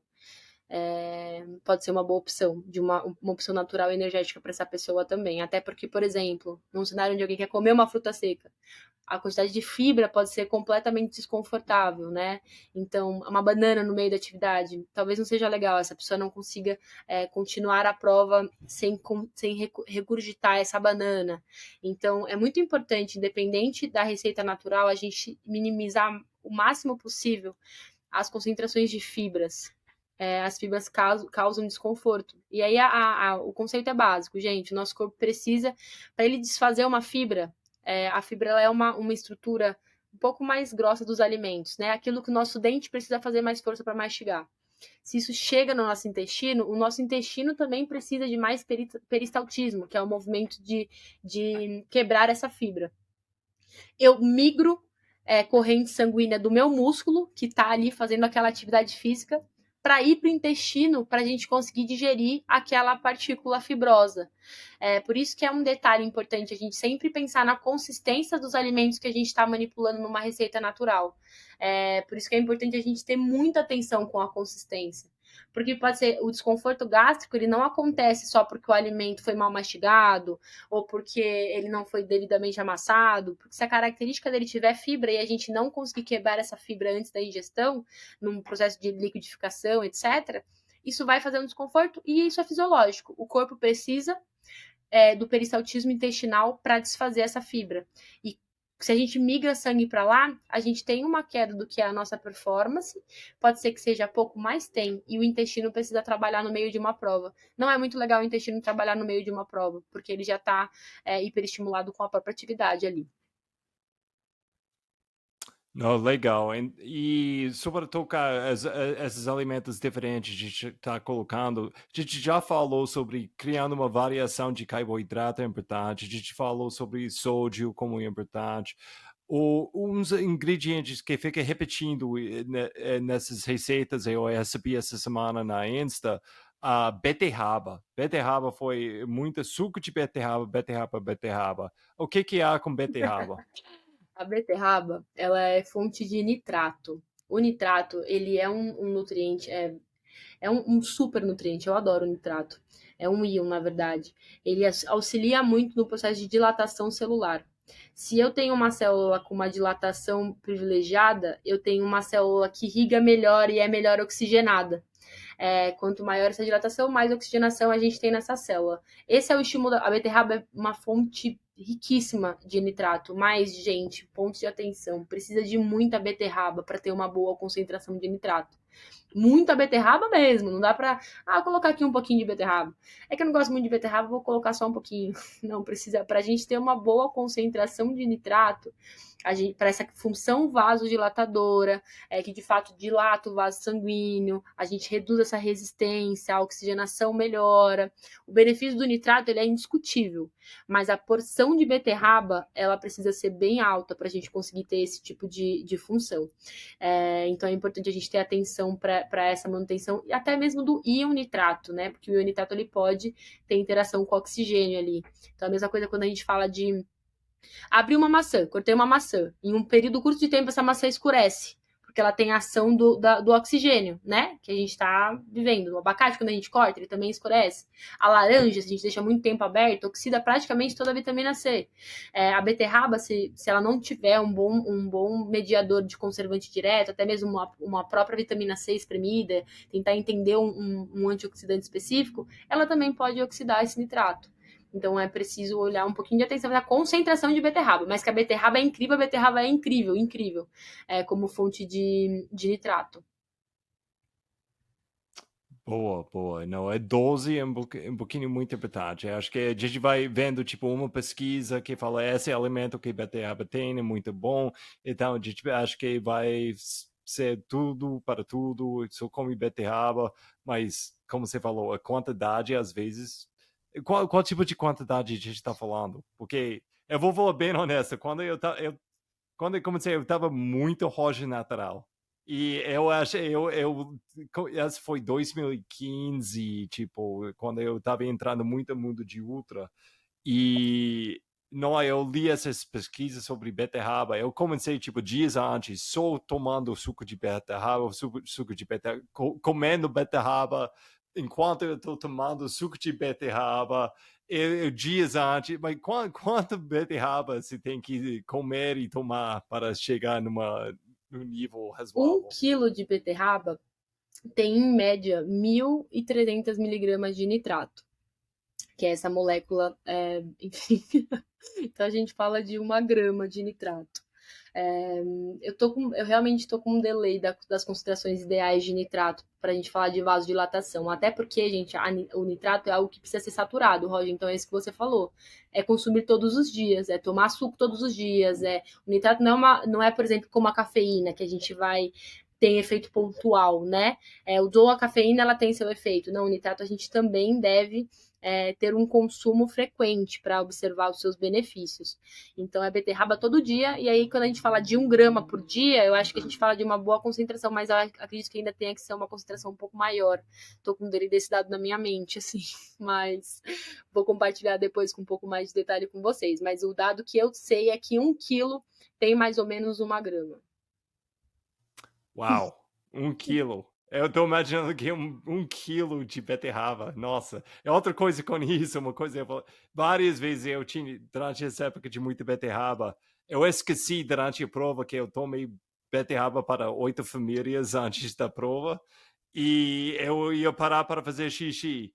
E eu achei meu rins estava morrendo, porque meu xixi foi outra cor.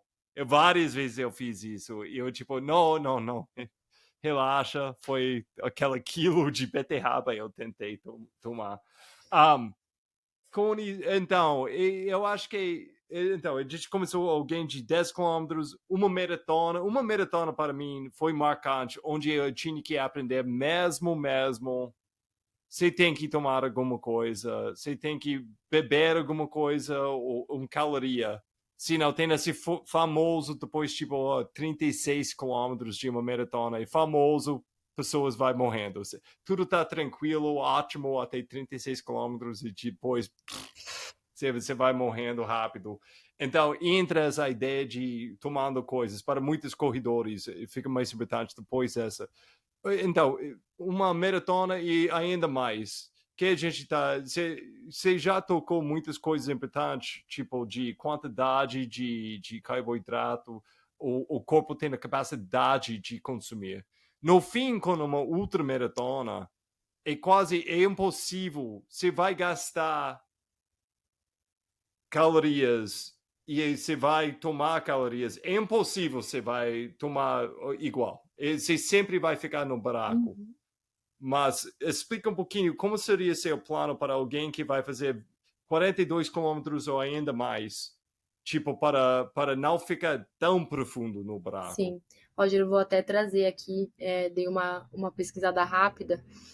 O que a gente tem de média de consumo hoje é de 500 a 400 miligramas de nitrato.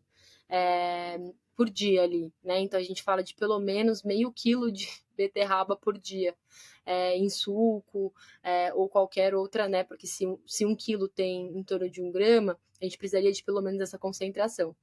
Só para trazer esse dado de fato aqui, porque já consegui captá-lo em pesquisa. Então é uma quantidade bem, bem grande mesmo.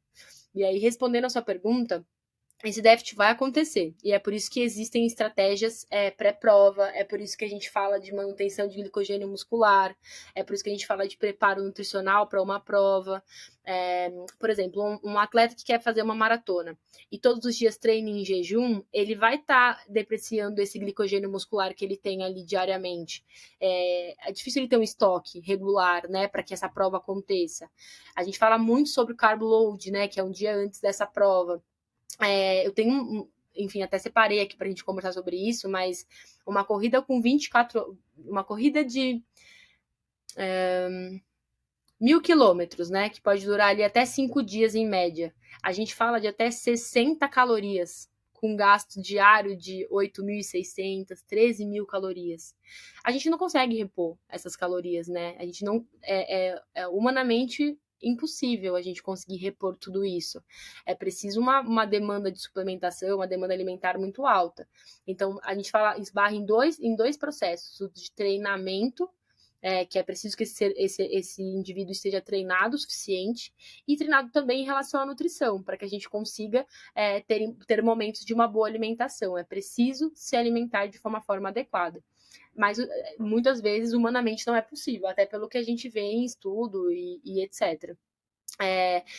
A pergunta que você fez especificamente era sobre qual é a melhor forma da gente conseguir obter essa energia, qual é o melhor cenário, como que a gente consegue tornar essa prova realizada com uma energia natural. Me reforça a pergunta, Roger.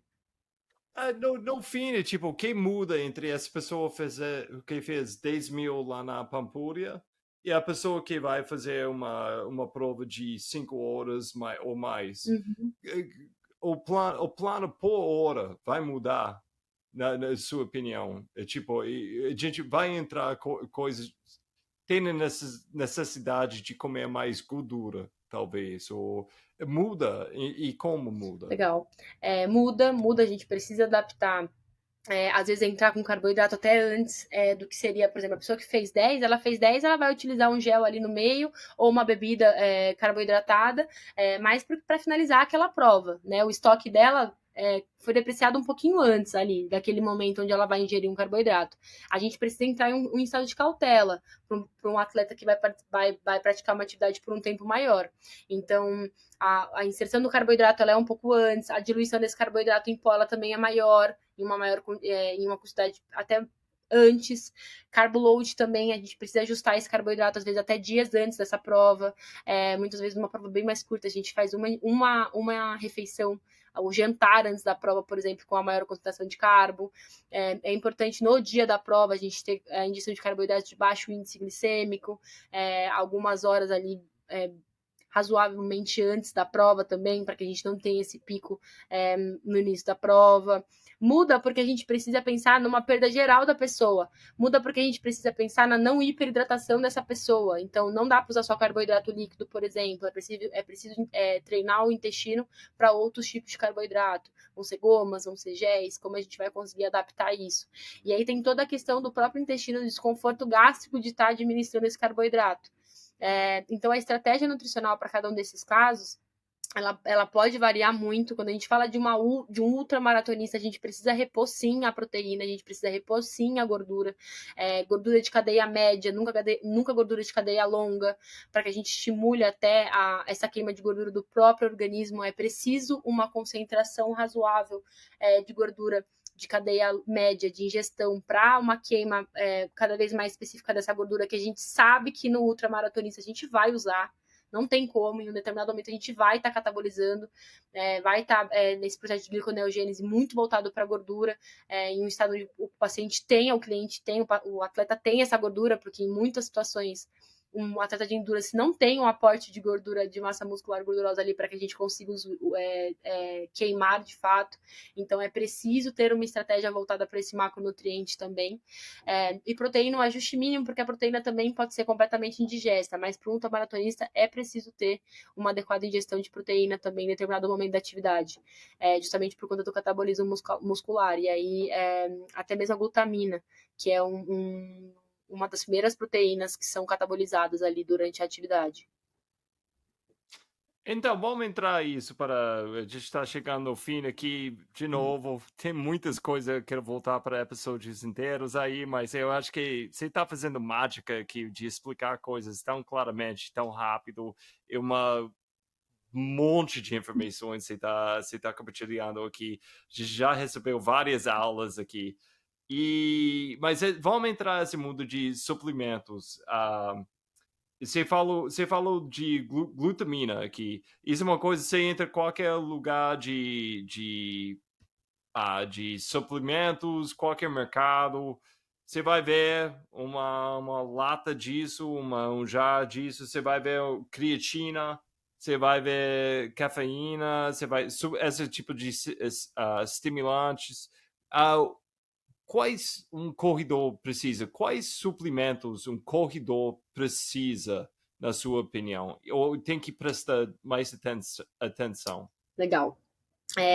Eu sempre parto, quando eu falo de suplementos, então não exatamente de macronutrientes, né? Mas vamos falar um pouco desses que a gente encontra em qualquer loja de suplementos e que o vendedor sempre quer convencer a gente que a gente precisa, indiscutivelmente. A glutamina, vou começar pela glutamina, que foi esse que a gente acabou de conversar. Ela é um aminoácido, o nosso corpo produz glutamina. Ela não é necessariamente um aminoácido que a gente não produz. Mas em alguns cenários ela é extremamente necessária, né? Então ela auxilia no processo de manutenção da saúde intestinal. Quando a gente fala de um atleta que tem uma saúde intestinal já comprometida, ela é importantíssima para a alimentação desses enterócitos, que são essas células intestinais. Eu realmente gosto muito de trabalhar glutamina em atleta em um cenário de cautela também, até por conta dessa oxidação, quando a gente fala de catabolismo proteico. A glutamina ela é uma das primeiras a serem depreciadas ali enquanto aminoácido. Gosto por esse motivo. Não é indicação para todos os públicos, então depende do tipo de treino que você faz, depende da sua saúde intestinal, mas auxilia. Então é um aminoácido que auxilia. A creatina, para mim, ela é meio unânime. Eu realmente utilizo muito a creatina na prática clínica. Eu acho ela tem comprovação suficiente em relação à sua contribuição para a performance, justamente porque ela auxilia na produção de ATP. Então, se eu tenho uma boa saturação de creatina no meu músculo, eu consigo produzir mais energia quando eu exijo força, né? Então, quando a creatina, trifosfato, nada mais é do que a contribuição de um fosfato para essa molécula energética. Então, eu consigo repor essa energia porque a gente queima o ATP. Então, o ATP tem 3 moléculas. Eu queimo essas moléculas, essas uniões para produzir energia. E a creatina vai dar um fosfato rapidinho para essa molécula. E a gente consegue produzir mais energia. Um atleta que é muito bem suplementado com creatina, ele tem um estoque energético muito maior e ele consegue ter um aporte proteico energético de glicogênio muscular maior. É realmente um suplemento que auxilia muito na performance e na força. A gente não consegue correr durante muito tempo com força, subindo montanha, se a gente não tem força muscular. Então, a creatina... Então, Pode falar. desculpa, eu quero ficar com creatina aqui. Eu não sei, bem honesto, eu não sei como foi no Brasil, Uhum. mas nos Estados Unidos, tipo, anos 80, 90, creatina foi a cara do futebol americano, tipo, a cara fazendo musculação. Eu fiz cross country, e a ideia nunca entrou de tomar creatina, porque isso foi as caras mais que quis massa e coisas assim. Mas hoje em dia, de repente, eu sinto tipo, creatina tá por todo lado. Todo mundo tá falando, tome por causa é bom para sua mente, é bom para músculo, é bom para dar mais força. Eu tô ouvindo quase tantas coisas boas, quase virou beterraba. É, é, onde tipo, puxa, sério, faz tudo isso mesmo? E não é muito caro também. Então, esse ano, na verdade, eu comecei a tomar creatina por causa disso, tipo, ok. E outra coisa que eu quero falar, creatina é uma coisa natural, não é um hormônio, tipo, porque até um jovem, eu vi todos esses caras de musculação tomando, na minha cabeça, creatina foi um hormônio, foi uma coisa ilegal que ele estava tomando, tipo, para uma coisa de agulha na veia, alguma coisa assim, né? Minha imaginação. Mas creatina é uma coisa que você vai achar em carne, você vai achar na frutos do mar, né? E até seu corpo tem a capacidade de criar mesmo, né? A Uhum. creatina, uma quantidade. Mas isso é suficiente? E por que a gente tem que tomar mais? E onde vai guardar essa creatina que a gente está tomando? Muito show, adorei sua pergunta, adorei essa associação de creatina com, com, com bodybuilders e pessoas muito grandes. E eu acho que a gente É, teve esse período com grande parte dos suplementos que a gente tem hoje em dia. Então, você entrava numa loja, a gente entrava numa loja de suplemento, eram aquelas caveiras, aquelas pessoas fortes. Isso hoje em dia, inclusive, é proibido. Não é mais autorizado a gente fazer associação de imagem com produtos de suplementos. Então, reparem sobre isso, ainda bem que essa lei surgiu, porque realmente não é sobre isso, a suplementação não é sobre isso. Hoje em dia a gente utiliza proteína para tratamento em idosos, creatina para tratamento em idosos, porque o auxílio que esse nutriente traz não tem correlação alguma com hipertrofia máxima se você não treina. Então é muito o que eu falei, a gente conseguisse criar estoque proteico, músculo, só comendo whey protein, a gente sentava no sofá e comia. Se creatina criasse músculo dessa forma, a gente sentava no sofá, tomava creatina, esperava o músculo crescer e ficava lá esperando feliz. Então você não, só consegue obter esse tipo de massa muscular se você é um indivíduo treinado. Se você não é um indivíduo treinado, você realmente não vai conseguir ter o estímulo daquele nutriente. Mas a creatina, ela está presente nos alimentos. A gente consegue ter... A concentração de creatina ela não é muito alta, então em 500 gramas de carne a gente tem de 2 a 2,5 gramas de creatina. E a gente fala de uma concentração para performance de saturação, né? Então depende muito. Principalmente se o indivíduo não consome carne. Tá? A gente tem uma ingestão limitada dessa creatina. Mas quando a gente fala de performance, Roger, a creatina em uma concentração maior, então uma dosagem de. Que a gente fala de saturar. Então, a creatina, o primeiro estágio da creatina é a gente saturar a creatina. Então, antes de ter uma dose usual, é a gente ingerir uma quantidade grande, que normalmente é associada àquilo de peso também. Vai até 20 gramas, 30 gramas, 40 gramas, depende do peso da pessoa. E aí, esse estoque de creatina a gente regula, então a gente continua mantendo depois com uma dose usual. Há estudos que falam sobre pausar a creatina, sobre fazer uso contínuo de creatina, mas ela nada mais é do que quando o indivíduo treinado facilita esse estímulo de força. Então eu aumento a minha capacidade de ter força, justamente porque ela dá o substrato para a produção de energia. E ela é um aminoácido, ela não é um hormônio. A creatina já foi proibida. A gente já não pôde usar por ser ergogênico, assim como, por exemplo, a cafeína, que também é ergogênica. Mas hoje a gente já tem respaldo científico suficiente, a creatina já é liberada. O atleta que não utiliza a creatina, ele está deixando de utilizar um estímulo ergogênico que é liberado pela indústria, que tem comprovação científica e respaldo para completamente beneficiar o ganho de massa muscular, o ganho de força muscular. E além disso, recentemente teve alguns estudos que trouxe a creatina também como um potencial antioxidante. Então, atletas de ultra, eles precisam ter um combate específico contra radical livre, justamente pelo excesso de oxidação, né? Então, tá respirando muito, tá gastando muita energia, a gente precisa combater radical livre, que é o que deixa até atletas enrugados, que a gente fala muito sobre esse excesso de radical livre. Então é importante a gente ter sempre boas estratégias de antioxidantes e mudar esses antioxidantes. E a creatina também tem essa função. Eu sou completamente bandeira creatina, gente. Eu gosto muito da creatina. Acho que a gente deixou ela passar despercebida por muito tempo durante a performance. E acho que é um suplemento que auxilia unanimemente a todos os atletas. E, enfim, hoje desenvolvo algumas teorias de produtos para uso de creatina em idosos também, em relação à sarcopenia, ganho de força nesse público que precisa desse tipo de cuidado também. Então a gente tem respaldo literário da creatina para diversos nichos, e quem não toma deveria conversar com o nutricionista ou pesquisar um pouco mais, porque com certeza vai ter contribuição aí na performance. Então, e vou ficar com até eu vi uma pesquisa outro dia, pessoa normal, eu sou profissional de ler esse tipo de coisa, mas até com depressão. eles viram que estava ajudando pessoas com depressão. Mas com isso, alguém ouvindo que talvez não está tomando creatina, o que eu estou ouvindo você falando, vamos supor, alguém, não estou falando nada contra vegano ou Uhum, vegetariano, mas vamos supor, uma atleta vegano, vegetariano, tem um estoque mais baixo, provavelmente, de uhum. creatina.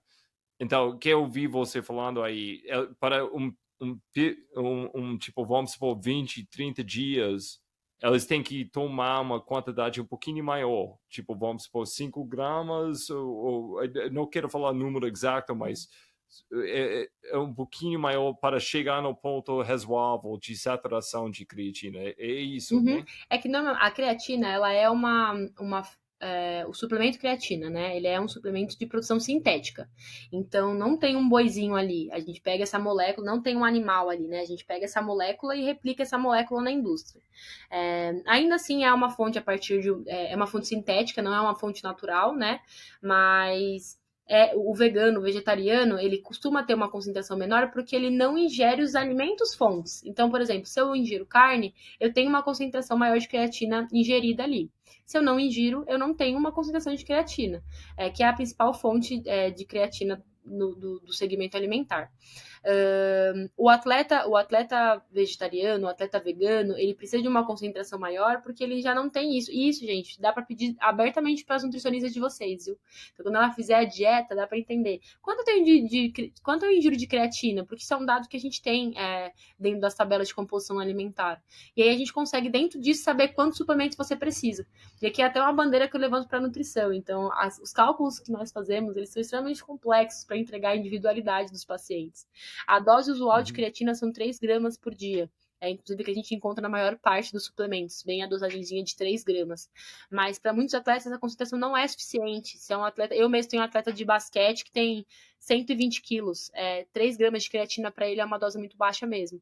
Então é preciso identificar, entender qual é o seu consumo para uma suplementação assertiva. Mas normalmente vegetarianos e veganos não utilizam só 3 gramas. E a saturação ela é comum a todos os atletas, não só os vegetarianos e veganos. É uma estratégia nutricional para que a gente consiga equivaler esse número de absorção de creatina no músculo de uma forma um pouco mais rápida. Porque senão esse processo é um pouco mais lento e a gente consegue observar os benefícios. Então, saturar a creatina é uma forma da gente conseguir observar os benefícios do ganho de força a partir dessa hidratação de creatina no músculo.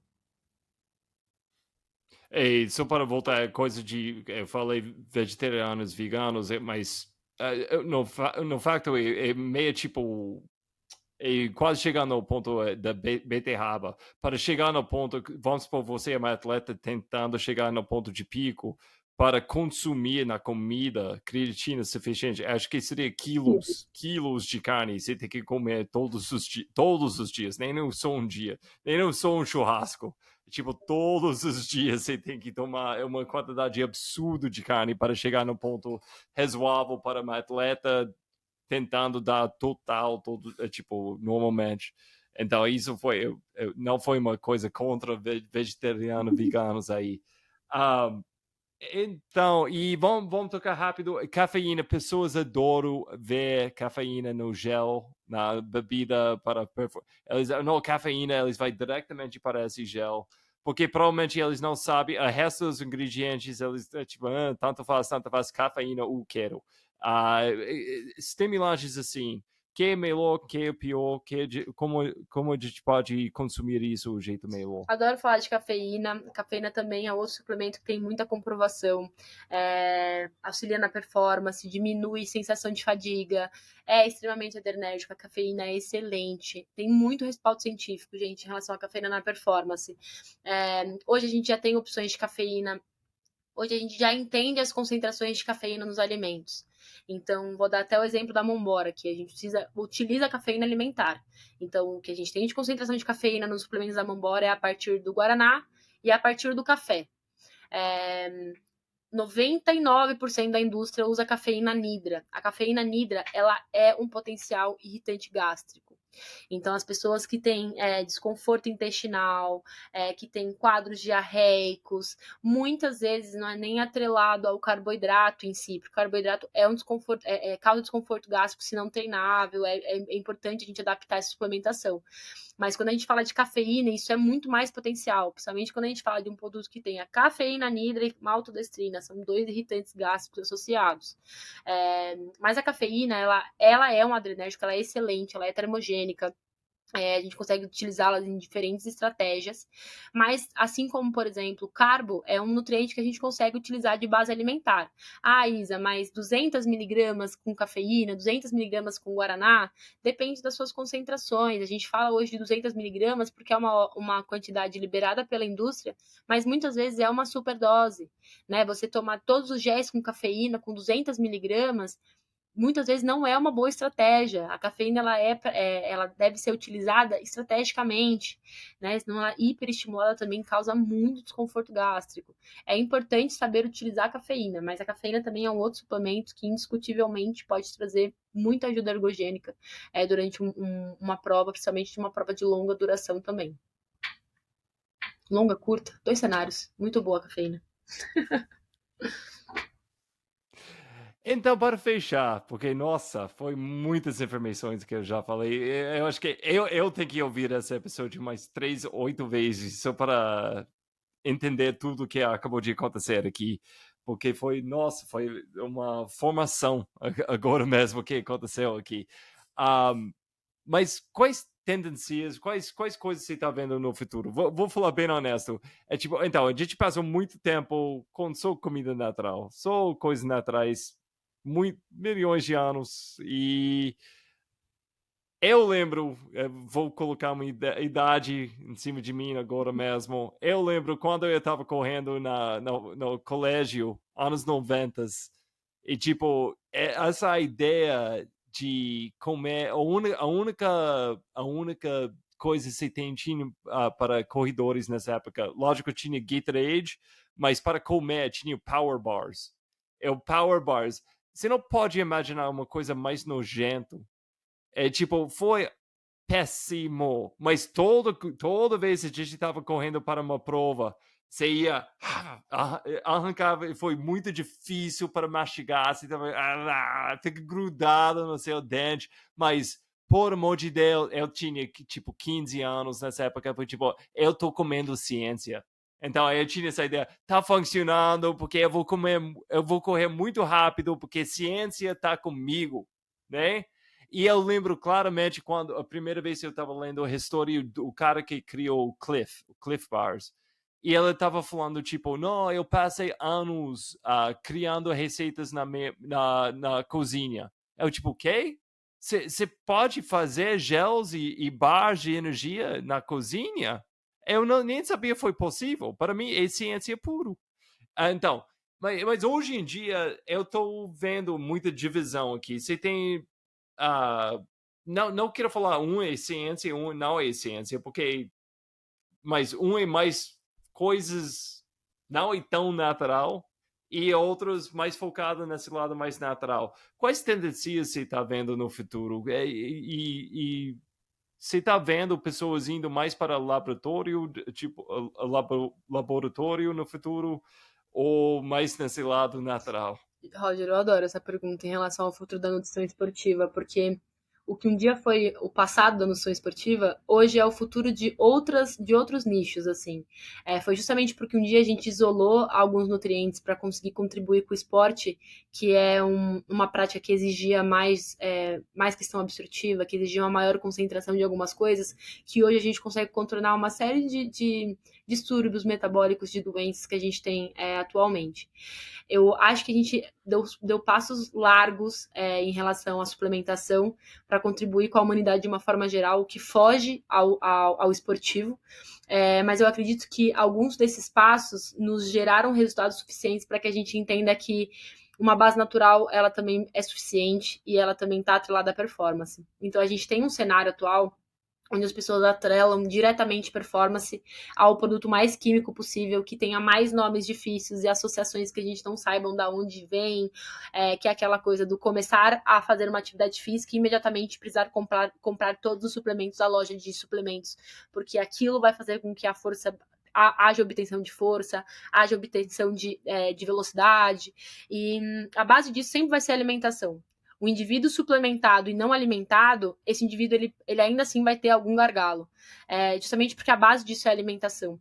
Então, a nutrição, ela tem, o suplemento ele vem para complementar, né? Então, quando a gente não consegue uma ingestão adequada de proteína, a gente suplementa proteína vegetal, animal, whey, seja o que for. Quando a gente não tem uma concentração suficiente de radicais livres, a gente suplementa aquilo. E por que isso surgiu dentro da nutrição esportiva? Porque o indivíduo normal, muitas vezes, ele pode ter essa obtenção a partir do alimento. O indivíduo, o atleta, ele não consegue. Foi o que a gente falou do ultramaratonista. Como que a gente vai conseguir bater ali 14 mil calorias por dia durante um gasto? Então ele tá gastando, ele tá fazendo uma outra maratona. A gente precisava da ciência para conseguir contribuir com isso, para que a gente conseguisse chegar o mais próximo possível disso. Mas isso não necessariamente é sobre ter uma base 100% química todo o tempo. Até porque a gente já entende que essa composição química e sintética, ela pode trazer contrapontos, né? Então, esse paciente ele pode ter uma disfunção disfuncional gástrica, ele pode ter um intestino cada vez mais gástrico, uma condição irritativa. Como que está a capacidade desse indivíduo de absorver? E aí a gente cai aqui em saúde metabólica.